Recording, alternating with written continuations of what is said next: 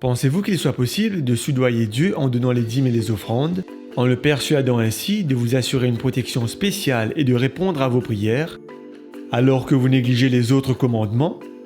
Non.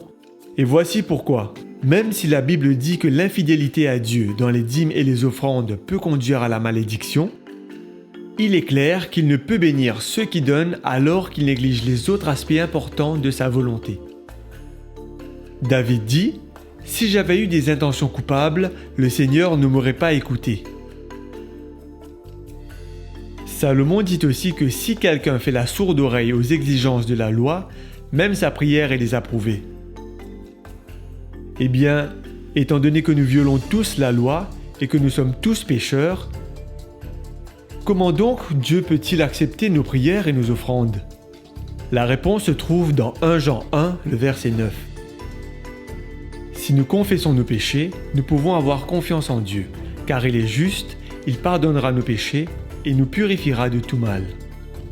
Donc le processus de purification du péché nécessite que j'accepte la mort de Christ à ma place et le travail du Saint-Esprit qui change les cœurs.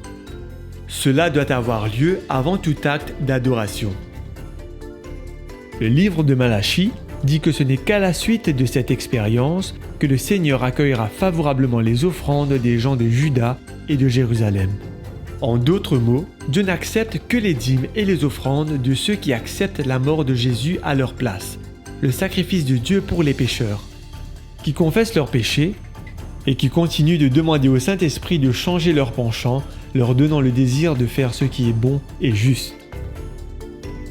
Alors que vous rendez votre dîme et que vous vous engagez, demandez à Dieu de vous aider à accepter la mort de Jésus, son sacrifice à votre place. Demandez-lui de vous rappeler tous vos manquements. Confessez-les à Jésus, afin que tous vos péchés soient pardonnés, que votre cœur soit transformé et que vos offrandes lui plaisent et qu'il les accepte. Mettons nos désirs en dernier et Dieu en premier.